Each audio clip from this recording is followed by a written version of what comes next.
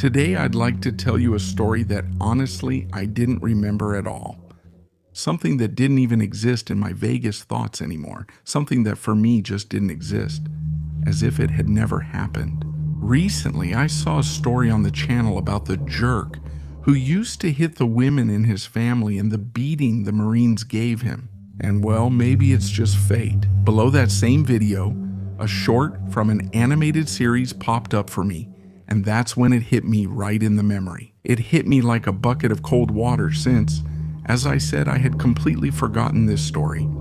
I'm a woman, I was in the Army, and this happened to me around the year 2016. By that time, I was about to complete 5 years of service in the Mexican Army. It was my first time in Veracruz where the whole story took place. I'm not going to mention specific places, neighborhoods, or anything like that. First, as you know, I'm bad at remembering details, and second, I prefer to leave out such information to avoid putting anyone at risk. On that occasion, we were in bunk beds, since it was a day off for me and my unit. Nothing out of the ordinary. Everything was calm and normal as we waited for the new sergeant to arrive. That's when we got to meet that woman. They called her Sergeant Starlight. I won't share her real name since she might still be active, and I don't want to cause issues for her. And yes, just like that, just like Pinche, the animated character from the series The Colorful Donkeys. And no, I'm not kidding, even if a lot of people don't want to believe it, it's true. She was a sergeant, about 5'5" tall, or maybe a little less. One of those people who make you wonder, is this woman even fit for the job?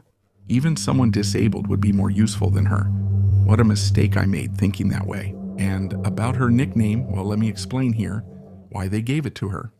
During the time that Colorful Donkey Show was popular and still around, a lot of guys and girls came in to sign up. Many of them were fans of that show and others like it. And it wasn't the first time I'd seen something like that. Once, someone even brought a bedsheet from that show. The truth is, those of us who have been in the police, the Navy, or the Mexican Army know that this really does happen. There are a lot of people who join as fans of animated series and carry patches, stickers, books, comics, and all that stuff. And those were some of the reasons why they called her that. The sergeant had been nicknamed Starlight for 3 reasons. The first was because she had a face that, just like the animated character, instead of being even pleasant, made you uncomfortable. It even caused fear. This was coming from an Army sergeant who always seemed too cheerful with her constant white smile, which honestly wasn't a good thing. The second reason was her voice, very similar to the characters, charismatic, kind, cheerful, almost playful. But even so, it was really scary. Even with 3 more years of experience than her, I still felt respect and fear toward her. The third reason was tied to the previous one, and honestly, I don't know how they allowed it, but on the sleeve of her uniform, she always wore a patch sewn with the image of the donkey in Starlight Glimmer color. That day, we had to go out to provide support in surveillance duties. It was a great place for sales points, and our goal was to gather as much information as possible to later take down those spots. As usual, we gathered our gear, took what we needed, and prepared ourselves mentally in case something went wrong. Honestly, I never really noticed it until I had to sit in the rapid response vehicle. By then, I had some rank and had earned my place in the unit. She got in on the passenger side and was set to lead us. In the vehicles behind us were the lieutenants and sub-lieutenants. In total, there were 4 rapid response vehicles. Heading out to see what would happen, we reached the area to start the job, with orders coming straight from the lieutenants. Split up and we'll meet outside the area. Try not to draw too much attention or be too visible. Let's go without headlights and at low speed, keeping a block's distance between each unit. We got one of those streets, all with abandoned cars, poorly lit, the usual in a neglected area. Honestly, it was meant to be easygoing. Check scout, gather information about possible selling points and safe houses. Something simple, nothing too complicated. Until then, nothing had happened. We had only identified 3 selling points and found a few dealers, or as most people there call them, the Alfonsillos, who sell the powder and magic herb. By then, it made sense to pull out. The mission was accomplished, but the street was blocked, as seems to be the rule in this miserable country. They parked cars to block the street for an inflatable and tables, the usual tacky thing people on the margins do. So we had to take another street to move forward and meet up with the rest of the convoy, with the intention of returning to the base and delivering the information. And that's when the trouble came down on us. A woman with about 3 visible bruises and grip marks on her arms came up asking for help. She was asking us for help to calm down her son, a 19-year-old guy, skinny, all limp, who had hit his mother. To make matters worse, she was a single mother, since the father had left them to go away.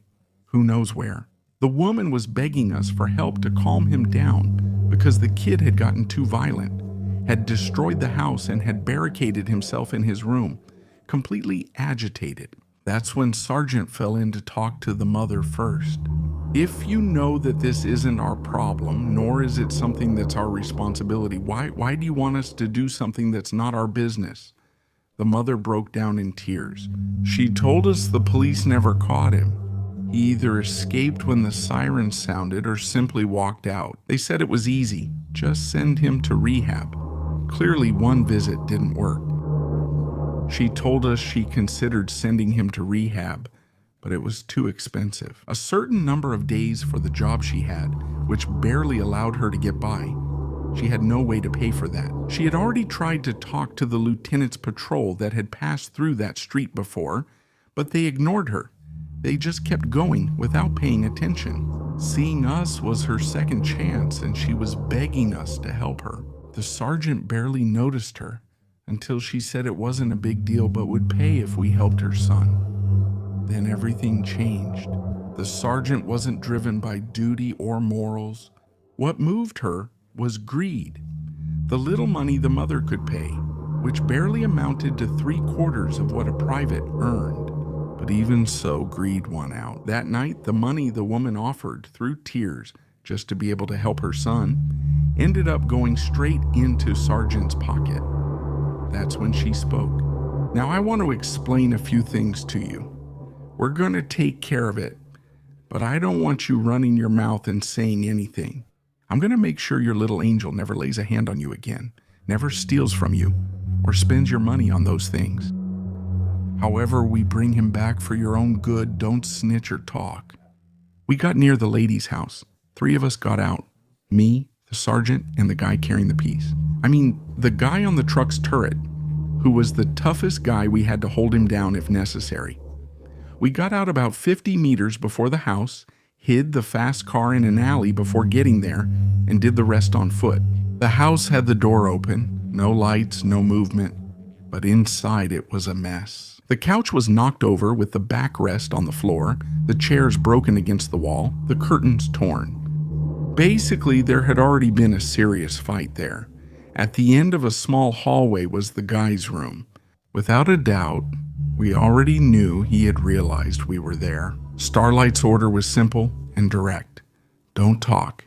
If he attacks me, grab him and hold him up so I can finish him off. He stood firmly in front of the door, took a breath, opened it, found the light switch, and we saw him. He was a guy, cornstalk thin. I think if you blew on him hard enough, he'd fall over because he was really skinny. But he had tattoos and smelly clothes like he hadn't showered in days. He turned to Sergeant, who was already there, smiling and nodding slowly as if analyzing him while maintaining her firm posture.